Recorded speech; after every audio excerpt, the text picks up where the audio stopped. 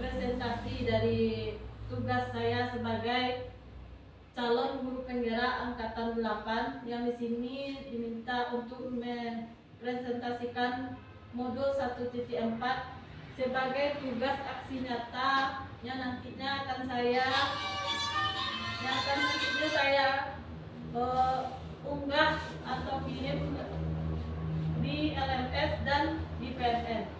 Di sini saya akan langsung saja masuk kepada presentasi, yaitu modul 1.4 tentang budaya positif.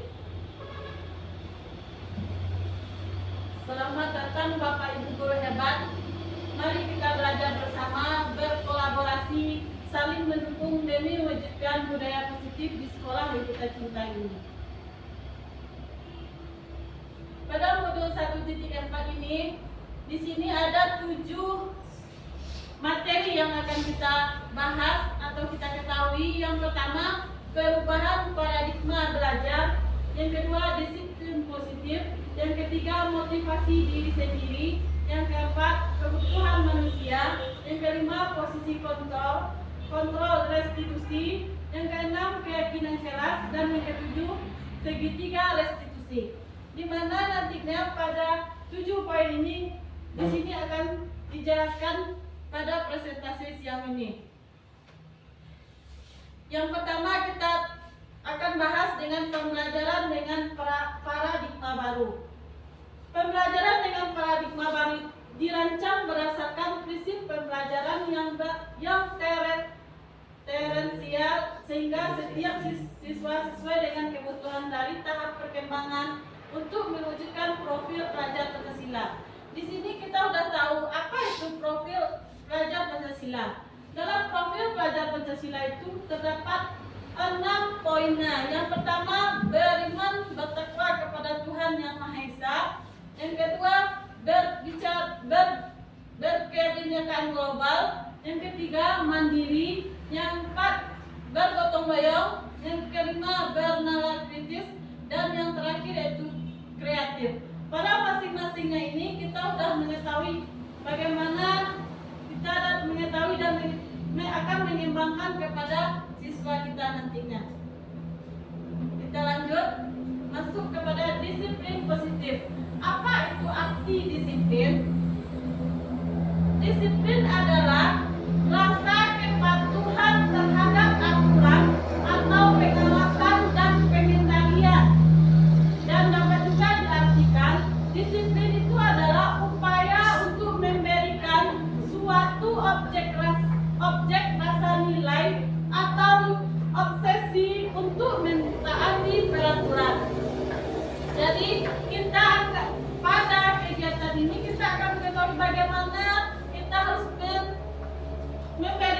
disiplin yang bagaimana yang harus kita berikan kepada siswa kita pada saat pembelajaran dan pada di lingkungan sekolah kita. Lanjut. Di sini kita akan bahas bagaimana Bapak pendidikan kita yaitu Ki Hajar Dewantara menyatakan bahwa Bapak Ki Hajar Dewantara ini adalah Bapak pendidikan. Di sini dia menyatakan di mana ada kemerdekaan, disitulah ada disiplin yang kuat. Maksudnya disiplin bersifat self-discipline. Artinya kita sendiri yang mewajibkan diri kita sekeras-kerasnya, bagaimanapun diri kita mewajibkan sekeras-kerasnya disiplin, tetapi itu sama saja kalau kita tidak patuhi. Sebab jika kita tidak cakap melakukan self-disiplin, wajiblah penguasaan diri lainnya yang dapat mendisiplinkan diri kita. Lanjut, yaitu disiplin positif. Apa itu disiplin positif? Nanti kita akan bahas. Disiplin merupakan salah satu cara penerapan disiplin yang bertujuan untuk menumbuhkan kesadaran serta memberdayakan anak untuk melakukan suatu tanpa sogokan, ancaman maupun hukuman. Jadi pada disiplin positif ini kita sering melakukan di dalam kelas, kita lakukan memberikan sogokan kepada anak kita, ancaman jika ada dia tidak disiplin, atau memberikan hukuman. Contohnya saja, kalau anak kita tidak membuat PR, pasti kita akan beri hukuman. Kita berdirikan di depan kelas dan atau hukuman lainnya. Sebagai pendidik, tujuan kita adalah menciptakan murid yang merdeka. Syarat utamanya adalah disiplin diri. Kita disiplinkan diri kita dulu untuk mewujudkan itu, sehingga sesuai dengan nilai-nilai kebajikan yang memiliki motivasi dari dalam diri kita sendiri. Lanjut, kebutuhan dasar manusia. Kebutuhan dasar kita itu ada yang pertama, bertahan hidup, kasih sayang dan rasa terima, penguasaan, kebebasan, dan kesenangan. Nanti pada masing-masing ini kita akan jelaskan apa itu kebutuhan dasar manusia. Lanjut kita kepada motivasi perilaku manusia. Motivasi perilaku manusia ini ada 3. Sebelum kita masuk kepada poin 1, 2, dan 3, kita lihat dulu apa itu motivasi perilaku manusia. Yaitu motivasi merupakan dorongan yang timbul pada diri seseorang secara sadar atau tidak sadar untuk melakukan suatu tindakan yang tertentu. Jadi motivasi itu timbul dari kita sendiri secara sadar atau tidak sadar. Motivasi itu ada 3. Yang pertama, menghindari ketidaknyamanan dan hukuman. Maksudnya adalah murid melakukan disiplin diri karena takut dihukum. Ini adalah tingkatan terendah dari motivasi perilaku manusia. Jadi kalau siswa itu takut dihukum, berarti motivasi dalam dirinya itu rendah. Yang kedua, untuk mendapatkan imbalan atau penghargaan dari orang lain. Maksudnya adalah siswa melakukan disiplin diri karena ia menginginkan imbalan. Motivasi itu satu tingkat atau motivasi yang pertama. Jadi kalau siswa wakminyo minta imbalan, berarti itu motivasi yang satu tingkat dengan motivasi yang pertama. Karena itu dalam dirinya telah tertanam bahwa dia melakukan itu ingin mendapat imbalan. Yang ketiga, untuk menjadi orang yang merdeka. Mereka inginkan dan menghargai diri sendiri dengan nilai-nilai yang mereka percayai. Maksudnya, murid melakukan disiplin diri karena sadar akan nilai-nilai kebajikan. Ini adalah motivasi yang akan membuat seseorang memiliki disiplin positif. Jadi dari yang ketiga ini yang baik kita contoh adalah yang nomor 3, motivasi untuk menjadikan orang mereka inginkan dan menghargai diri sendiri dengan nilai-nilai yang mereka percayai. Lanjut kita konsep disiplin dengan identitas gagal. Berarti konsep disiplin dengan identitas gagal ini yang konsep disiplin yang tidak baik kita contoh. Yang pertama, hukuman. Hukuman ini di sini dapat kita artikan itu hukuman itu menyakitkan. Yang kedua, tidak nyaman. Yang ketiga, murid takut. Yang keempat, memaksa. Yang kelima, murid menyembunyikan kesalahan. Pasti kita kalau siswa kita melakukan pelanggaran, pasti kita sering melakukan hukuman. Yang kedua, penghargaan. Penghargaan juga tidak efektif kita lakukan kepada siswa kita karena merusak hubungan. Yang ketiga, mematikan kreativitas. Yang keempat, menghukum dengan sistem ranking. Yang kelima, merampas hak menghargai diri. Jadi hukuman dan penghargaan selama ini pasti kita sering lakukan.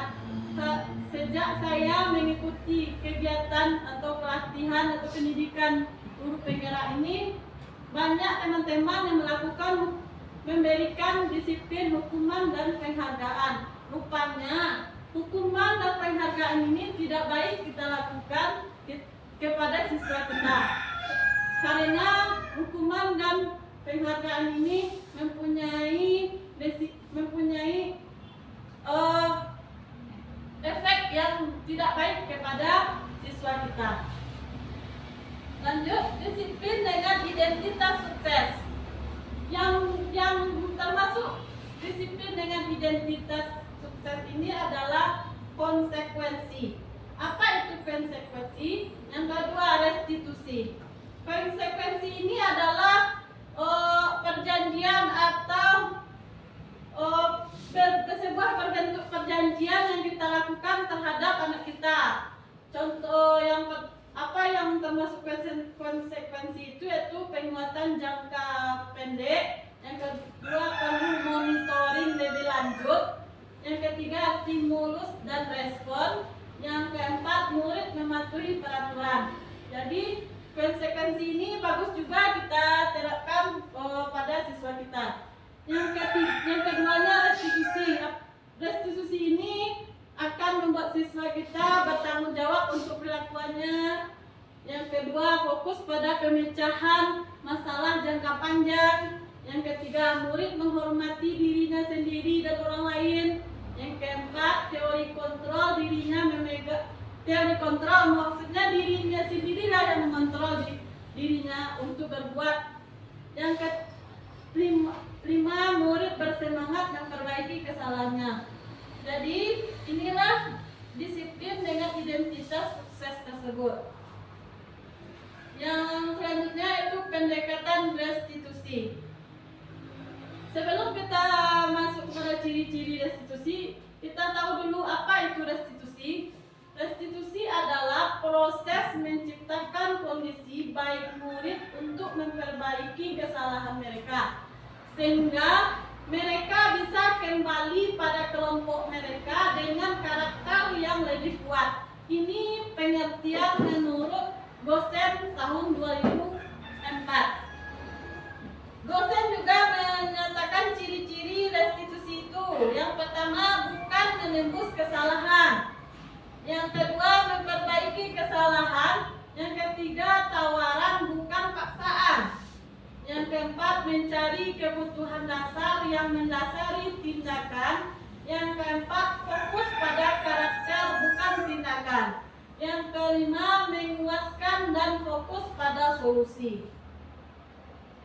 Selanjutnya, salah satu contoh video restitusi yang saya lakukan pada minggu ini, yaitu siswa yang tidak mengerjakan PR.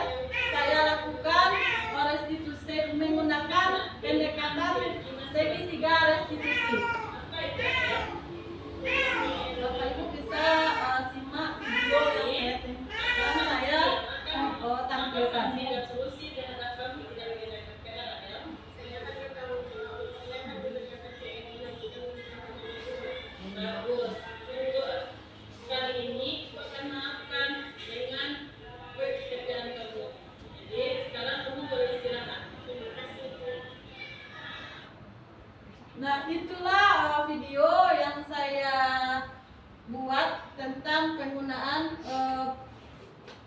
penggunaan restitusi segitiga restitusi. Di situ kita dapat membedakan apa itu perbedaan hukuman, konsekuensi, dan restitusi. Pada hukuman kita selalu memberi atau menanyakan kepada memberikan hukuman kepada diri anak. Contohnya kita jika anak tidak buat PR, kita akan menghukum berdiri di depan kelas. Guru juga meragakan dan guru juga menjadi takut. Yang kedua, konsekuensi. Mengapa? Karena nanti guru memberikan sanksi untuk mengerjakan PR berikutnya. Yang kedua, guru tegas dan murid menghormati. Itu perbedaan konsekuensi dan hukuman. Dan selanjutnya perbedaan dengan restitusi. Pada restitusi ini, guru menanyakan keyakinan kelas atau menanyakan diri murid dan membantu murid menyelesaikan masalah.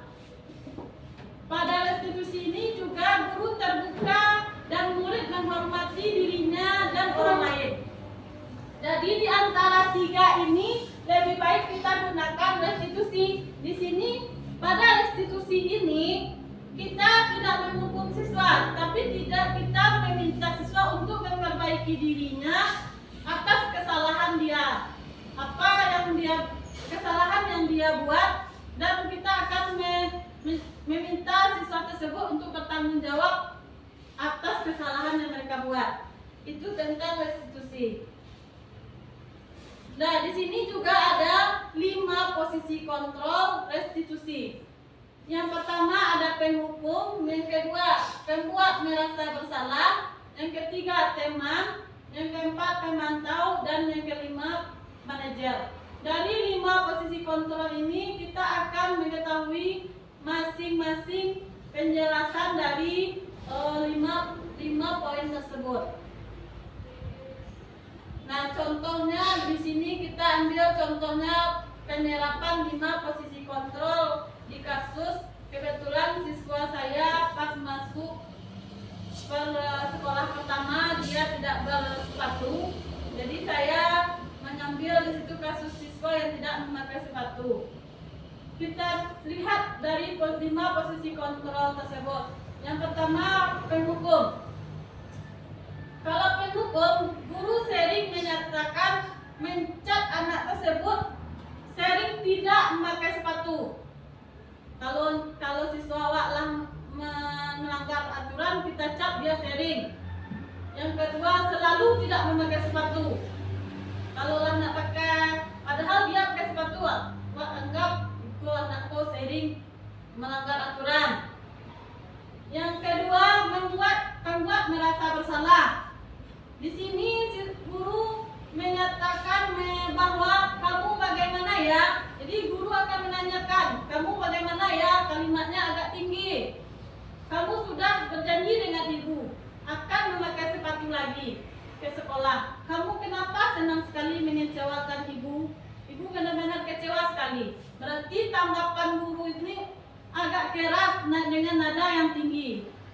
Yang ketiga, kita sebagai teman. Kalau sebagai teman pada posisi kontrol ini kita menganggap sama besar. Contohnya dengan kalimat ini, ya sudah, kali ini tidak apa-apa, sana duduk. Pasti awak kalau sebagai teman. Yang keempat, pemantau. Kalau pemantau awak akan tanya kepada anak tuh, peraturannya apa ke sekolah? Pasti kita tanya. Yang kedua, apa yang telah kamu lakukan? Yang ketiga, sanksi atau konsekuensinya apa? Jadi itu yang kita minta kepada anak dengan kata-kata, dengan kalimat yang kita gunakan. Yang kelima adalah manajer. Pada posisi kontrol yang kelima ini adalah ini yang paling baik kita lakukan. Kita hanya jika ada anak yang bersalah, kita akan menanyakan dengan baik. Kita akan mencari solusi bersama anak atas peraturan yang dilanggar. Contohnya apakah kamu mengetahui kesalahan kamu? Berarti kita terlebih dahulu menanyakan kepada anak, tidak mencat anak langsung. Yang kedua, bagaimana kamu akan memperbaiki masalahmu? Jadi di sini kita kita menanyakan kepada anak apa solusi dan tanggung jawabnya terhadap pelanggaran yang dia lakukan. Nah, kita lanjut keyakinan kelas. Keyakinan kelas, mungkin mengapa keyakinan kelas, mengapa tidak peraturan kelas? Bapak Ibu, kalau bisa saya bertanya, mengapa tidak peraturan kelas saja dibuat, atau mengapa kita menggunakan kata keyakinan kelas? Kalau peraturan, kalau dilanggar itu ada hukumannya. Ya, sementara ada hukuman. Bisa juga. Yang lain, Pak Ibu, mengapa keyakinan kelas, mengapa tidak peraturan Kalau kelas? keyakinan itu bisa dari dalam dirinya. Bisa. Kalau peraturan? Kalau peraturan itu sih dari masuk. Kalau peraturan ya, kalau dilarang tuh otomatis ada hukuman. Jadi kalau Masuk lagi ya. keyakinan kelas itu dibuat satu perjanjian di lokal. Kalau sebagai siapa yang melanggar, apa sanksinya? Misalnya dengan denda, misalnya 20 namanya itu. Kalau keyakinan kelas sesuai dengan persetujuan siswa di lokal. Ya. Intinya. Nah, kalau ini mengatakan kemarin juga ada ditanya oleh PP, mengapa keyakinan kelas, mengapa tidak peraturan kelas? Kalau kami, Bapak Ibu terima kasih telah memberikan jawaban, semuanya betul. Tapi kalau kami patang, lagi penguatan oleh PP, keyakinan kelas tuh katanya nak, awak kan menerima Bu, keyakinan kelas tuh awak yang menimbulkan seorang. Misalnya di kelas minta siswa datang ke depan, dia yang menciptakan sendiri, dia tempel di depan. Kalau peraturan kelas itu tuh peraturan itu lah ada, jadi ini tinggal menjalani. Sama awal bulan juga peraturan sekolah, kita kan hanya menjalankan lagi, tidak membuat. Tapi kalau keyakinan kelas kita dari diri kita sendiri. Sebenarnya apa yang Bapak Ibu ucapkan tadi sudah betul, tapi kalau disampaikan lo kan itu yang dapat dari WA-nya. Kalau kesepakatan kelas bagaimana Bu? Keyak- Berbeda dengan keyakinan kelas. Kesepakatan kelas sama dengan keyakinan Bu. Sama. Iya sama. Kalau kan kesepakatan awak cak sambut Dari keyakinan. anak. Diminta dari anak. Yo dari anak. Yang melakukan Tidak ada dari sekolah. Iya. Itu kalau istilahnya kalau keyakinan kelas kau membusuk dari bumi itu kan Bu. Kalau yang peraturan kau Turun dari Turun dari di bawah. kalau di Panitia bawah dari atas. kalau di bawah angka budaya alam dan kabang. Lanjut ya Pak Ibu. Lanjut inilah sebuah kegiatan yang dilakukan saya kebetulan ini lagi membuat sebuah, tapi yang nggak ketempelan tuh kebetulan video ada membuat sebuah tuh minta fotonya ke video. Malu bacur video. Nakul. Hendak sih ya Pak. Ini adalah kegiatan pembuatan keyakinan kelas. Sebenarnya caranya seperti ini yang bagus. Diminta tulis oleh anak di notebooknya, ditempelkan di depan dari hasil pemikiran anak-anak. Jadi diantaranya kita ambil mana yang bagus untuk keyakinan kelas kita. Mungkin untuk kelas tinggi, kalau untuk kelas rendah kelas satu Ini disebutkan aja. secara lisan. Iya secara lisan. Kalau misalnya di kelas yang 3 sampai 5, 6 yang langsung lebih. Tapi kelas 2 bisa diterapkan kan Bu? Kan lah anak langsung nulis. Iya. Kalau kelas satu ini rasa kalau Bentuk-bentuk keyakinan kelas. Bentuk keyakinan kelas yang pertama, keyakinan kelas lebih bersifat abstrak daripada peraturan yang lebih rinci dan konkret. Berarti kalimat yang dibuat oleh siswa itu abstrak, nampak. dari peraturan itu yang dirinci dan diambil. Jadi peraturan yang dibuat itu bisa nyo jalani, bisa nyo ketahui apa hukuman yang akan dia terima dari jika dia melanggar peraturan yang telah dia buat. Yang kedua, keyakinan keras hendaknya tidak terlalu banyak hingga mudah diingat dan dipahami oleh semua warga kelas. Masing-masing kita mungkin sudah mempunyai keyakinan keras. Kalau diminta tanya ke ibu, bara buah yang bisa ibu ambil jadi sebagai keyakinan keras yang telah ibu buat. Kalau di kelas itu 7. Kelas sampai berapa buah, Bu? Kalau keyakinan keras mungkin nado dan cuma kesepakatan kelas mau buat baru ada kegiatan. Beda makna. Ya, Beda bahasa. bahasanya beda, tapi maknanya sama, Bu. Iya, sama. Tidak boleh bertengkar kan itu. Ayo, kita Kalau sekarang kita masuk keras mengucapkan salah. Nah, iya. Berapa buah ibu buat keyakinan keras? Baru 6. Kalau di kelas 2 berapa buah? Gimana? 5. Kalau di kelas Pak Tio 10. Berarti banyak kan? Berarti Kelas Kelas ada satu banyak lagi. lain. kelas 1 Kelas satu banyak orang. ya, Bu. Dilarang berkata kotor. Ya. Dilarang berkelahi. Ya. Kesepakatan kelasnya dia nggak boleh berkelahi. Membaca salam. Ya. Budaya salam. Berarti bisa itu bisa gue nak, Bu. Iya. Bisa tempelkan di dinding kelas Ya. supaya Lalu. tujuannya nak lupa bisa diingat anak. Ya. Tujuannya apa yang lakukan itu bisa laksanakan. Kalau di Bu Deli berapa? Keyakinan kelas ibu. Menado kotor.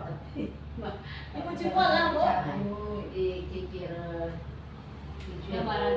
Gambarannya ada berapa? 7. Tujuh, Bu. Jadi diminta nak, Bu. Membudayakan salam, Senyum, salam, sapa, minta maaf, Ya, Bu. minta tolong, gitu kan. Itu tidak boleh mengeluarkan kata-kata yang kurang sopan, gitu kan. Itu cuma ibu itu deh. Jadi diminta, nah, Bu, sebaiknya ini kan biasanya awak kan tidak pernah, nah, Bu. Sejak awak mengetahui, sejak awak IKM pun, nah, Bu, lah ada keyakinan keras. Jadi diminta, nah, Bu, bisa kok top dibuat, ditempel. Nah, terima kasih Bu Muri telah mengingatkan. Yang kedua, yang ketiga, semua warga kelas hendaknya berkolaborasi dalam membuat keyakinan kelas lewat kegiatan curah pendapat. Berarti kalau yang satu pokok pasti awak lakukan, Bu. Di awal awak masih MPLS, memperkenalkan lingkungan sekolah. Yang keempat, keyakinan kelas senantiasa dibuat dalam bentuk positif. Bentuk positif ini, Bu, kita tidak menggunakan kata tidak. Bisa tidak boleh, Biasa. Nggak boleh misalnya Biasakan. ya Bu Mai. Jadi patanggo ikan nggak lo tahu nak lo baru lo belajar kalimat menggunakan bentuk positif. Nah di situ tidak boleh menggunakan kata tidak. Jadi jangan Tidak boleh berkata kotor. Nah, Satunya. itu misalnya tidak boleh dong, kan? Contohnya, Bu, tidak biar dikatakan Bu Mai tadi tidak boleh berkata kotor. Kalau tidak itu bukan bentuk positif. Kita gunakan membiasakan berkata lemah lembut, Nah, kayak itu. langsung sekali Iya. positif. Yang positifnya. ya positifnya tidak. Jadi kata tidak digunakan. Bicara sopan, Kita bisa merubah keyakinan kelas tadi. Kebetulan yang didapat patang, Bu, waktu Loka Karya 2 kebetulan kami berbimbingan dengan BP pada modul 1.4 ini. Yang kelima, keyakinan kelas sesuatu yang dapat diterapkan di lingkungan tersebut. Jadi keyakinan kelas itu sesuaikan dengan lingkungan sekolah awak. Besarnya lingkungan sekolah, kecilnya lingkungan kelas. Yang keenam, bersedia meninjau kembali keyakinan kelas dari waktu ke waktu. Jadi dari waktu terlaksana tidaknya, tinjau lagi ya. Ada anak yang melanggar apa apakah bisa mematuhi semua keyakinan kelas awak. Jadi waktunya keyakinan kelas itu dari waktu ke waktu. Jadi sampai direfleksi. Ya. Inilah prosedur pembentukan keyakinan kelas. Di sini kita tadi udah mungkin lah minta atau pendapat ke Ibu cara membuat keyakinan kelas itu yang pertama mempersilahkan warga kelas atau murid untuk membuat berpendapat tentang peraturan yang perlu disepakati di kelas. Itu caranya yang pertama. Lawak lihat lo tadi caranya di foto yang harus dilakukan di kelas masing-masing Bapak Ibu. Yang kedua, mencatat semua masukan-masukan pada murid di kertas atau papan tulis agar semua murid dapat melihat hasil surat pendapatnya. Jadi, makanya diminta kamu tadi supaya semua siswa dapat melihat apa yang dibuatnya di kawan-kawannya. Jadi, bertukar pendapatnya. Yang ketiga, susunlah keyakinan kelas sesuai prosedur pembentukan keyakinan kelas.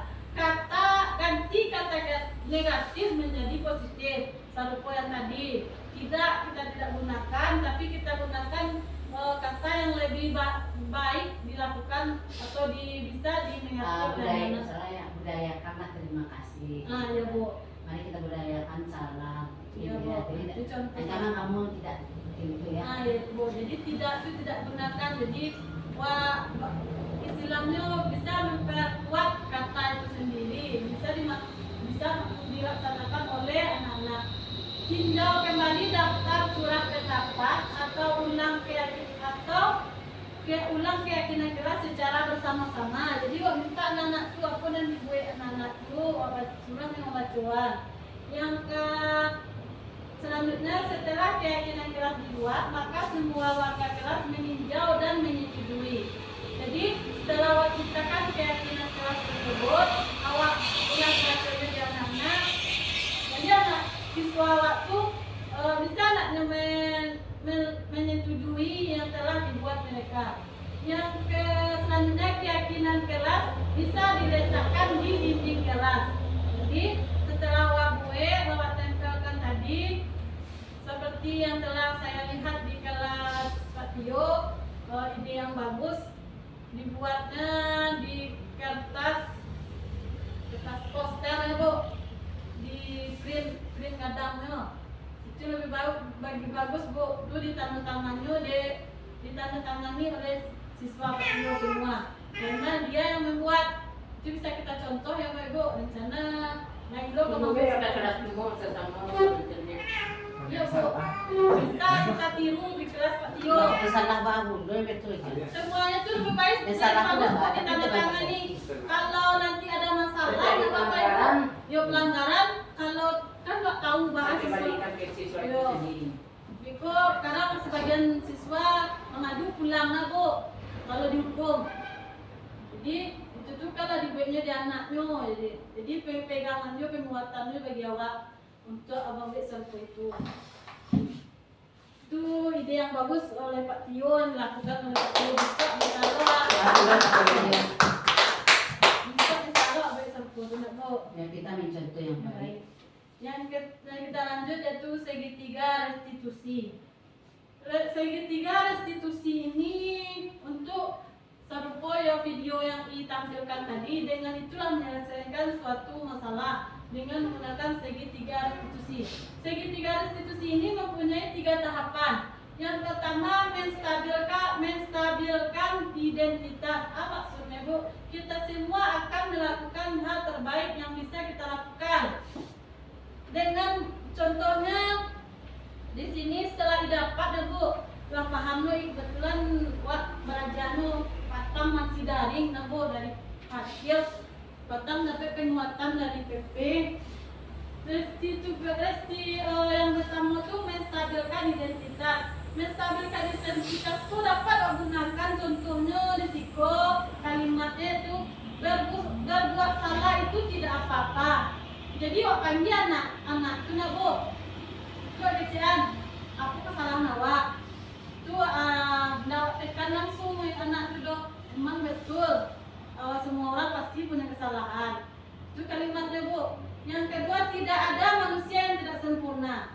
Jadi arahkan ke situ.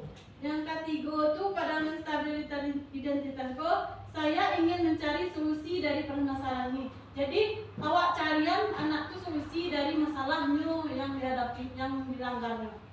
Yang kedua tuh validasi tindakan. Validasi tindakan tuh semua perilaku memiliki alasan. Contoh dengan kalimatnya, Bu. Kamu pasti punya alasan mengapa melakukan hal tersebut. Jadi awak kali bahas alasannya mengapa yang membuat kesalahan. Yang kedua, contoh kalimatnya, ya bisa terlihat kamu merasa senang dengan hal yang kamu lakukan, tapi jadi jangan merugikan orang lain. Jadi dari kesalahannya tuh tidak merugikan orang lain. Contohnya, tagaknya kamu dari dia hukuman, guru mencelian anak tuh Bu. Jadi kawan yang lain kan tinggal, jadi merugikan orang lain. Yang ketiga, menanyakan keyakinan. Menanyakan keyakinan tuh guru bisa memotivasi diri anak tersebut dan bertanggung jawab atas kesalahannya. Tanggung jawabnya terhadap kesalahan yang dibuatnya, apa solusinya? Minta anak tuh memberikan solusinya. Awak tak menghukumnya Bu, tapi awak minta solusinya. Solusi dari kesalahan yang dibuat. Contohnya di situ nak Bu, wak tanyuan. Misalnya tadinya nak BPR, nak Bu, wak tanyuan. Pasti wak lagi membuat PR dan dikerjakan guru, itu pasti ada keyakinan kelas kita. Jadi wak tanyuan, keyakinan kelasnya yang melanggar. Wak balikan kayaknya nak Bu. Yang keduanya, keyakinan apa yang belum kamu tunjukkan. Berarti nyelanggar tadi, berarti kan yang menunjukkan keyakinan kelas yang nyobek. Yang kedua, apakah tindakanmu mencerminkan keyakinan kelas? Jadi contohnya nak buat PR tadi, berarti kan tindakannya mencerminkan melaksanakan keyakinan kelas. Selanjutnya, dalam penerapan program disiplin positif, hendaknya guru memiliki standar kepribadian, profesional dan sosial yang baik. Berarti selanjutnya balik ke diri awak dulu ya Bu. Balik sebagai contoh yang baik. Sarupo jo wak kaitkan dengan pemikiran KHD dengan semboyannya inganso sungkulodo ingmanjo mangungkaso yuri handayani. Jadi awak salamu ku lagi menjalankan nak Bu, tapi pemahamannya itu kurang ya awak. Di tahu nak Bu, memang ini selama ku lagi nak penggunaan pemikiran KHD itu, tapi alun sempurna. Jadi dari pembelajaran banyaklah pembelajaran yang didapat dalam mengikuti pendidikan berpenggerak. Lanjut, di mana guru mampu merefleksi pada posisi kontrol saat ini. Bagaimana perjalanan dirinya sebagai among atau posisi manajer. Jadi posisi kontrol baik itu adalah sebagai manajer Bu. Jadi awak mengayomi anak, tidak menghukum anak. Tapi yang baiknya adalah posisi manajer yang menentukan murid-murid menjadi insan yang mandiri, merdeka dan bertanggung jawab. Jadi awak balik ke diri awak kembali Bu, untuk menjadi contoh dari menjadi contoh untuk murid awak. Nah itu mungkin Pak Ibu penjelasan dari posisi kontrol modul 1.4. Sebelumnya saya terima kasih kepada Bapak Ibu yang telah meluangkan waktunya dengan tugas yang telah diberikan kepada saya dalam menjalankan pendidikan guru penggerak ini, berbagi pengalaman aku sebenarnya waktu datang tuh sebenarnya terpaksa mengikuti, tapi aku manfaatnya besar untuk awaknya. Tidak disangka lulus. Jadi yang pertama manfaatnya awak dan banyak kenal ilmu tambah. kawan tanya, yang tak tahu menjadi tahu, yang biasanya Allah laksanakan tapi belum sepenuhnya. Bikinnya Allah tahu dia maunya berangsur-angsur untuk melakukannya. Itulah pengalaman selama mengikuti PGP. Alhamdulillah saat ini sudah berjalan 3 bulan. Tinggal nyokan sampai Desember aku. Desember pula terakhir. Kabarnya November lah selesai. Kita jalan 2 loka, tinggal 5 loka. Rasa hari berjalan Ya, aku video saya. Terima kasih atas partisipasinya, dukungan yang telah Bapak Ibu berikan. Mohon besok-besoknya mohon bantuan lagi Bapak Ibu atas tugas yang diberikan. Siap membantu, mendukung. Kembalikan kepada moderator. Terima kasih kita ucapkan kepada Ibu yang sudah memberikan presentasi tentang diseminasi modul 1.4. Terus kita berikan kepada Ibu Mili hari ini. Saya sebagai moderator, lebih kurangnya mohon maaf. Bila dikatakan Assalamualaikum warahmatullahi wabarakatuh. Waalaikumsalam.